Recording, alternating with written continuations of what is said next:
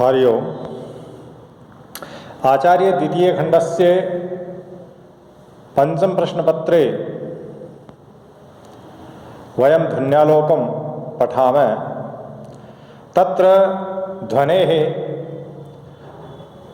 व्यञ्जकमुखेन ये भेदाः प्रभेदाः सन्ति तेषु केचन प्रभेदाः अस्माभिः पूर्वमेव प्रतिपादिताः सन्ति। पुनश्च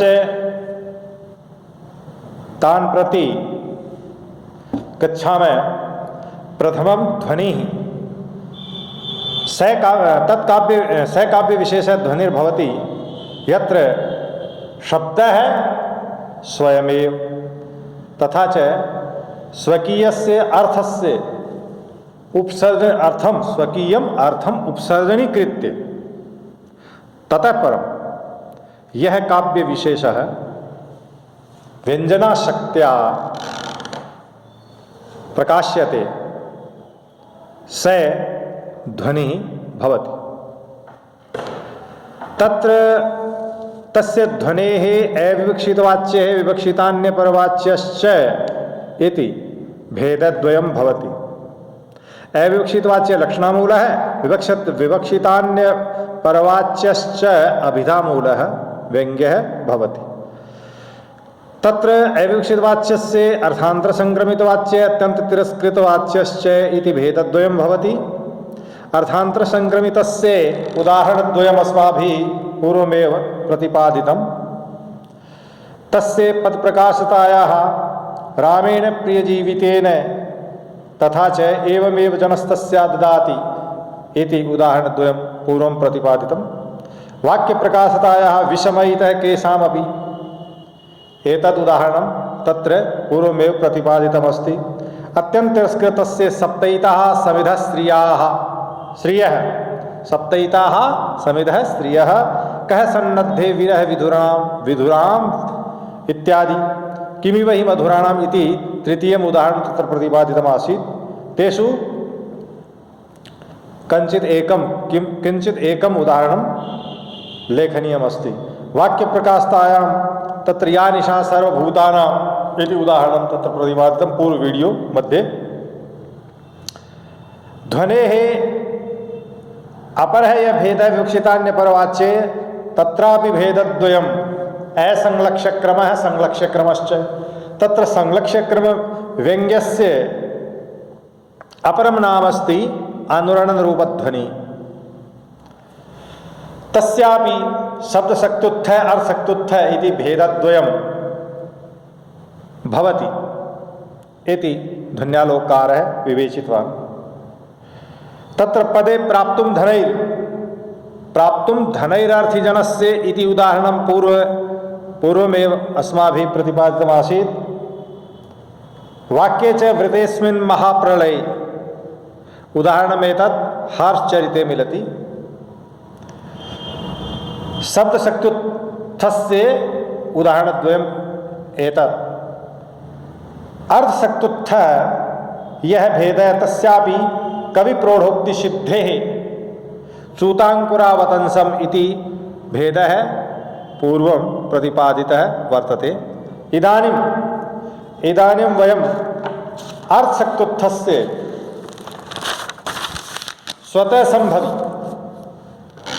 स्वतःसंभविनः एकम् उदाहरणम् अत्र दीयते। हमने यहाँ पढ़ा कि अर्थशक्त्युद्भव ध्वनि जो है उसको 3 प्रकार का बताया गया। एक स्वतः संभवी, दूसरा कवि प्रौढ़ोक्ति सिद्ध और तीसरा होता है कवि निबद्ध वक्ति प्रौढ़ोक्ति सिद्ध। आचार्य आनंदवर्धन ने पहली बार चूंकि ध्वनि के भेद किए हैं तो उन्होंने अर्थशक्त्युद्भव के 2 ही भेद किए हैं। पहले एक स्वतः संभवी और एक कवि प्रौढ़ोक्ति सिद्ध।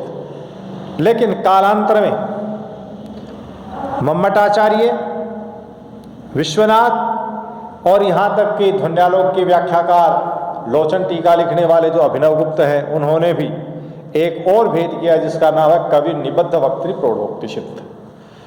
अब इन तीनों के ही अभिप्राय समझें। स्वतः संभवी जो होता है उससे मतलब है कि जो घटनाक्रम लोक में यथार्थ में संभव है, संभावित है, हो सकता है या हुआ है, ऐसे दृश्य का चित्रण करना स्वतः संभवी में आता है, उसके क्षेत्र में आता है।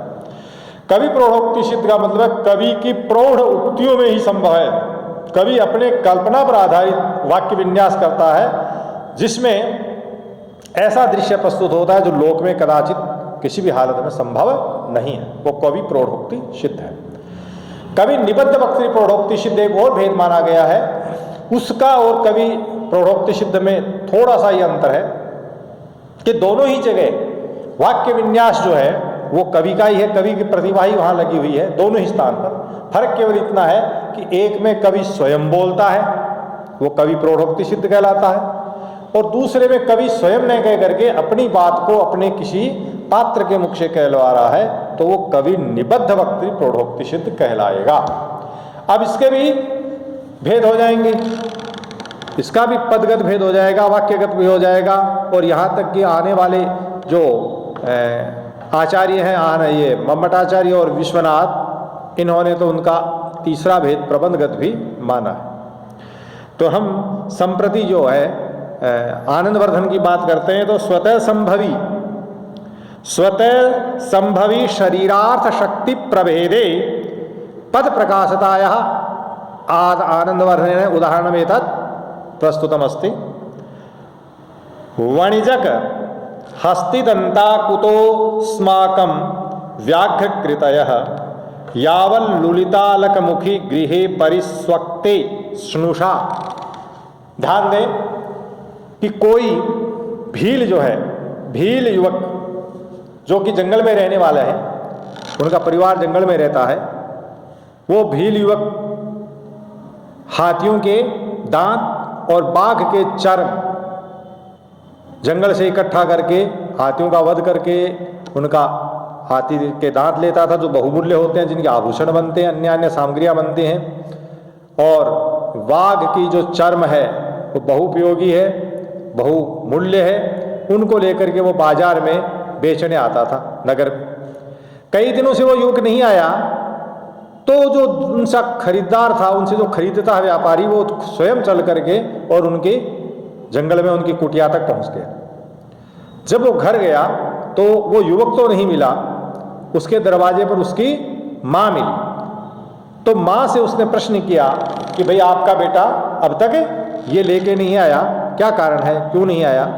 तो माँ ने उससे क्या कहा वो इस वाक्य में है। वो कहते हैं, माता कहती है कि वणिजक हे बणिया, वणिजक हे व्यापारी, अस्माकम गृहे हमारे घर में, यावत माने जब तक, लुलितालक मुखी स्नुषा, लुलित यानी सुंदर, अलक मानी बाल, जिनके बाल और मुख सुंदर हैं, जिनके केश यानी जुल्फें और मुख है सुंदर हैं, जिनके लुलित हैं, इस प्रकार की स्नुषा अर्थ है बहू का, कि ऐसी मेरी बहू जब तक गृह मानी घर में परिस्वक्ते घूम रही है या भ्रमण कर रही है या है, तावत तब तक, अस्माकम गृहे हमारे घर में, हस्तिदंताः व्याघ्रकृतयः कुतः, हाथी के दांत और बाघ के जो चर्म हैं वो कहाँ से हो सकते हैं, अर्थात नहीं हो सकते। तो यहाँ का वाच्यार्थ जो है वो स्वतः संभवी में इसलिए आएगा कि ये लोक में घटित होने वाले दृश्य है। अर्थात वो कहते हैं कि यत्र यावत स्नुषा ऐसा, लुलित कैसी स्नुषा है वो, कि लुलितालक वदना, लुलित हैं अलक और वदन मुख जिनके, इस प्रकार के सुंदर कुंतल और मुख हैं इस प्रकार के। स विभ्रम संक्रम्यते, विभ्रम पूर्वक भ्रमण करती है, विलास पूर्वक भ्रमण करती है, तावद अस्माकं गृहे हस्तिदंताः, हाथी के दांत और हस्तिदंत व्याघ्र चर्मादीनाम अभाव एव इति वाच्यार्थ है, ये वाच्यार्थ है। क्यों है? सच पुत्रस्य, ये कारण है कि पुत्र का सतत संभोग क्षामतया, मेरा पुत्र इसके साथ निरंतर दिन रात संभोग में व्यस्त है, उस कारण से उसका शरीर दुबला पतला हो गया है, वो आलसी हो गया है, तो ऐसी स्थिति में मृगयार्थ असमर्थता तस्य युवजनस्य, उस युवक की मृगया वन शिकार में असमर्थता को द्योतक किया जा रहा है। तो सदार्थवत ये कह रहे हैं कि सतत संभोग क्षामतया मृगयार्थम असमर्थता सदर्थ वप्तेन तेषाम अभाव है, अर्थात मृगया में असमर्थ होने से हाथी दांत और मृग चर्म का अत्यंत अभाव है। ये जो है ये ध्वनि अर्थ तादृश ध्वनंच स्वतः संभविना, ये स्वतः संभवी से जो कि लोक में घटित है इस प्रकार के उससे ये जाहिर होता है। तो यहाँ पर एक पद है लुलितालक मुखी। लुलितालक मुखी जो है अगर वो श्रुषा लुलितालक मुखी नहीं होती तो कदाचित वो उसमें इतना आसक्त नहीं होता। तो लुलितालक मुखी जो पद है ये अर्थ शक्त्युद्भव का स्वतः संभवी का पदगत का उदाहरण है और ये पद के कारण ये ध्वनि हुई है। अब इसी का वाक्यगत भेद आता है। ये भी प्रसंग कोई शिकारी है भील, उसके कई पत्नियां हैं। तो आधुनिक जो पत्नी है जो सबसे बाद में आई है वो पत्नी उसने अपने आभूषण के रूप में मोर के पंख को अपने मस्तक पे लगा रखा है और उस मोर पंख के आभूषण से वो अपने आप को इठला रही है स्वयं में। वो क्या दिखाना चाह रही है? तो कहा जा रहा है कि शिखिपिच्छ कर्ण पूरा। ये उदाहरण आपके सामने है, इस उदाहरण को देखें कि बहुधा व्याधस्य गर्विणी भ्रमति। व्याध माने शिकारी की जो गर्विणी है, गर्भ से युक्त स्त्री है जिसने शिखिपिच्छ कर्ण पूरा, मोर के पंख कान में लगा रखे हैं और सिर पे धारण कर रखे हैं, ऐसी वो स्त्री क्या कर रही है कि भ्रमण कर रही गर्भ से। किसके बीच में? कि उन सहपत्नियों के बीच में, सोतनों के बीच में जिनके गले में क्या है? मुक्ताफल है, मोतियों के माला है। आप ध्यान रहे कि मोतियों की माला जो बहुत महंगी होती है, मोती सागर के बीच में पाए जाते हैं और मोर जो है वो जंगल में कहीं भी मिल सकता है, आबादी में भी मिल सकता है, वो सुलभ है, मुक्ताफल दुर्लभ है। तो मुक्ताफल न होते हुए भी केवल मोरपंख से भी वो ऐसा कर रही है। तो यहाँ पर आपको देखना है अनेन, इससे ये दिखा है इसमें कि मयूर बर्ह भूषणा, मोर के पंख ही हैं भूषण जिसके, आभूषण जिसके। इस प्रकार की जो व्याध वधु है जो कि सबसे अंत में आई है, जो नवीन है, नवोढ़ा है इस प्रकार की, या मुग्धा है, वो मोक्ति भूषणानाम सहपत्नी नाम, मोती ही है आभूषण जिनके इस प्रकार के सहपत्नियों के बीच में गर्विता भ्रमिति, गर्व से परिपूर्ण होकर के भ्रमण कर रही है, ये वाच्यार्थ है। अब यहां व्यंग्य देखिए, तत्र तस्या गर्वे हेतुश्च, वहां हेतु क्या है उस स्त्री के गर्व करने का कि मोरपंख होते हुए भी वो गर्व कर रही है मोतियों की माला वालों के सामने। तो कह रहे हैं कि पति सानिध्यमेवान्यथा मोक्ति भूषणानाम पुरा पिच्छ भूषणाया गर्वस्य ऐषध्ये। ये कह रहे हैं कि जब वो स्त्रियां थी उसकी, यानी उसके आने से पहले वो स्त्रियां उसके साथ थी, तब भी थी, आज भी हैं, उनके होते हुए भी उनका पति जो है उनको छोड़ करके कई दिनों के सफर पर, यात्रा पर, और वो समुद्र के बीच में निकल जाता था, महीनों से, 10 दिन से 20 दिन से वापस आता था। इसका मतलब उनकी पत्नियों के प्रति उनका उतना मोह है नहीं था, उसका मोह है उनको आभूषण ला के देने में था, और नहीं उन पत्नियों में उतनी प्रेम अपने पति के प्रति व्यक्त होता कि एक स्त्री के लिए उसका पति ही सब कुछ है, उससे बढ़कर के कोई आभूषण नहीं है। अगर वो उसके पास है तो सब कुछ है, वो नहीं है तो कुछ भी नहीं है, कोई आभूषण काम का नहीं है। लेकिन ये जताना चाहते कि तुम लोगों के होते हुए तुम्हारे जो स्वामी हैं तत्कालीन, वे तुम्हें छोड़ करके दूर निकल जाते थे, भले ही उन्होंने नाना प्रकार के आभूषणों से आपको सुसज्जित कर दिया, लेकिन अगर पति पास में नहीं है तो आभूषण किस काम के? तो वो अपने आप को गर्व से परिपूर्ण दिखा रही है। वो कह रही है कि तया से सतत विहारा तत्पति ही, उसके साथ अत्यधिक विहार करने से, यानी आधुनिक जो पत्नी है उसके साथ अत्यधिक व्यवहार करने से, विहार करने से, रमण करने से, अब पति इतना क्षामसन संभवती, इतना संप्रति कि क्षामसन दुबला होता हुआ, संभोगातिशय से क्षाम होता हुआ, संप्रति इस समय मयूर मृगया, जो मोर की शिकार हैं उन मयूर मृगया मात्र क्षमा, मोर के शिकार करने में मात्र ही समर्थ संजात है। हो गया। केवल इतना ही समर्थ है कि मोर का शिकार कर लेता, मोर का शिकार करने से दूर नहीं जाना पड़ता, अर्थात उस पत्नी से वो 10, 20, 50 मिनट, घंटे, आधी घंटा ही दूर रहता है, बाकी वापस घूम फिर के आ जाता है। और मोतियों की तलाश में तो वो कई दिनों तक घर से दूर रहता था। तो इससे नवीन जो पत्नी है तस्याः गर्भश्च स्वतः संभवति, उस नायिका का जो गर्भ है वो स्वतः संभवी का यहाँ उदाहरण है। और यहाँ एक से अधिक पद जो है वो उसके कारण है, यानी ये पदगत न होकर के ये वाक्यगत है। क्यों? क्योंकि एक कारण ऊपर है कि वर्तमान में जो नायिका है वो शिखिपिच्छ कर्ण पूरा है और दूसरी मुक्ता फल वाली है। तो दोनों दो पद हैं यहाँ, तो दो पदों के कारण यहाँ पर वाक्यगत का ये उदाहरण है। अब रही कवि निबद्ध वक्ति प्रोडोक्ति सिद्ध, तो ये आनंदवर्धन ने नहीं दिया है, ये उदाहरण लोचन टीकाकार ने यहाँ इसका भी भेद किया है। और वो सत्यम मनोरमा रामा आदि एक उदाहरण है, सत्यम मनोरमा कामा इत्यादि, सत्यम रम्या विभूतय है, किंतु मत्तांगनापांगम अंगलीलम ही जीवितम इत्यादि उदाहरण उन्होंने दिया है, क्योंकि आनंदवर्धन नहीं मानते। अब इसी का वाक्यगत शिखरणी क्वनुनाम चिरम कियत चिरम इत्यादि एक उदाहरण दिया हुआ है, तो ये संप्रति वो नहीं है इसका।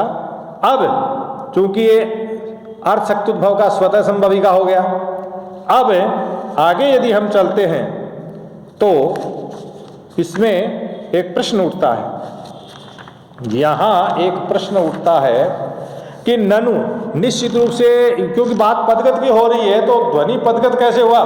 क्योंकि आनंदवर्धन तो कह रहे हैं कि काव्य विशेष है ध्वनि, जहां शब्द अपने आप को और अर्थ, शब्द अपने आप को और अर्थ, शब्द अपने अर्थ को और अर्थ अपने आप को उपसर्जनीकृत कर दे, गौण कर दे, वो काव्य विशेष अव्यक्त होता है। किससे? व्यंजना से, तो वो ध्वनि कहलाता है। किसके द्वारा? सूर्य भी ध्वनि रीति कथित है। तो ये कह रहे हैं ननु, निश्चित रूप से ध्वनि काव्य विशेष है। और काव्य किसको कहते हैं? काव्य कहते हैं पदों के समूह को, जो विशिष्ट अर्थ को देने वाला है, जिससे विशिष्ट और रमणीय अर्थ प्राप्त होता है, अनिर्वचनीय अर्थ प्राप्त होता है। काव्य विशेष इत्युक्तम तत्कथम तस्य पद प्रकाश्यता, पद से प्रकाशित कैसे होता है? किताब में देखें जरा, नीचे वृत्ति में है, काव्य विशेष एव। काव्य विशेष किसको कहा? बोले विशिष्टार्थ प्रतिपत्ति हेतु, जो विशिष्ट अर्थ का प्रतिपादन का कारण है। विशिष्ट अर्थ को प्रतिपादित, इसका मतलब शब्द भी है वहां और अर्थ भी है, दोनों काव्य को प्रतिपादित करते हैं। इस प्रकार का शब्द संदर्भ विशेष है, ऐसा शब्द संदर्भ विशेष काव्य कहलाता है, विशिष्ट जो अर्थ को देने वाला होता है। तो पद तो अर्थ देने वाले नहीं, पद तो स्मारक हैं, द्योतक नहीं। ये क्या कह रहे हैं? तदभाव है, तदभावश्च पद प्रकाशत्वेनोपद्यते, उसका अभाव, उसका भाव जो है जिस अर्थ का, वो पद में प्रकाशित नहीं होता। पदानां स्मारकत्वेन अवाचकत्वात्, कि पद है वो स्मारक हैं, अर्थ के द्योतक नहीं, इसलिए अवाचक। ये प्रश्न उठा कि पदों से भला ध्वनि कैसे प्रकाशित हो सकती है? क्योंकि पद तो स्मारक है, पद जो है उनको स्मारक के रूप में उसकी प्रतिष्ठा मानी गई है। तो ये प्रश्न उठाते हैं, तो आनंदवर्धन कहते हैं कि उच्यते कहा जा रहा है स्यादेश है दोष है, ये दोष होवे यदि ध्वनि वाचक आश्रित हो, कि स्यादेश है दोष है यदि वाचकत्व प्रयोजकम ध्वनि है, ध्वनि व्यवहार है स्यात्, कि ध्वनि व्यवहार का वाचकत्व प्रयोजक होता नहीं, ध्वनि का प्रयोजक है व्यंजकत्व है।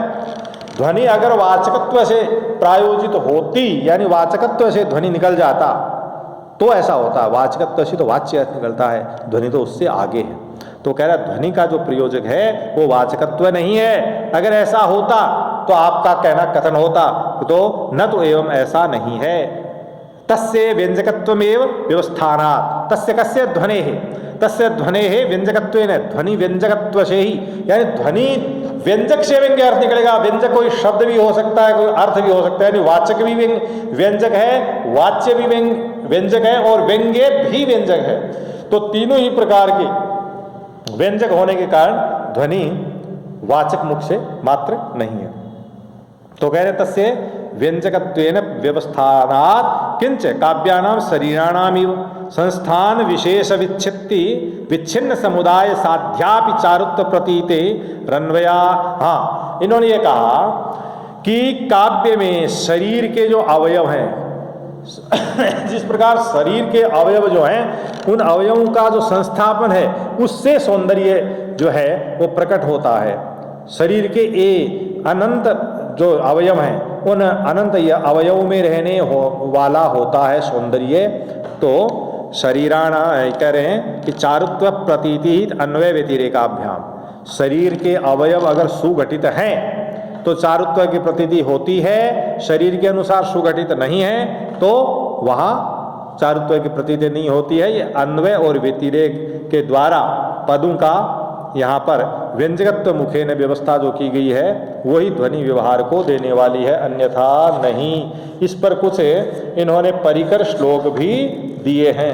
ये आगे परिकर श्लोक 3 आ रहे हैं। एक है अनिष्टस्य श्रुतिर्यद्वद आपादयति दुष्टताम श्रुति दुष्टादिषु व्यक्तम तद्वद इष्ट श्रुतिर्गुणम, कि अनिष्ट अर्थ की श्रुति किसमें, श्रृंगार, करुण और शांत, इन रसों में अनिष्ट अर्थ की जो श्रुति है, सुनना है, वो दुष्टता को प्रकट करता है, यानी दोष को आधान करता है। श्रुति दुष्टादिषु, श्रुति दुष्ट आदि दोषों में, यानी ये दोष श्रुति दुष्ट दोष है, अगर वो श्रृंगार, करुण और शांत के विषय में आता है तो ये दोष को देते हैं। कौन? ये अनिष्ट पद जिसको सुना नहीं जाए, जो कड़वे हैं, लेकिन इष्ट अगर वहाँ आ रहा है तो वो दोष की बजाय गुण देता है। मान लो वहाँ रौद्र, वीर, विभत्स का प्रसंग है तो वही जो सुनने में कड़वे वर्ण जो है वो क्या बन जाते हैं, गुण बन जाते हैं। ये बात कही है। वीडियो लंबा हो रहा है, यहीं रुकते हैं, अगले में आगे बताएंगे।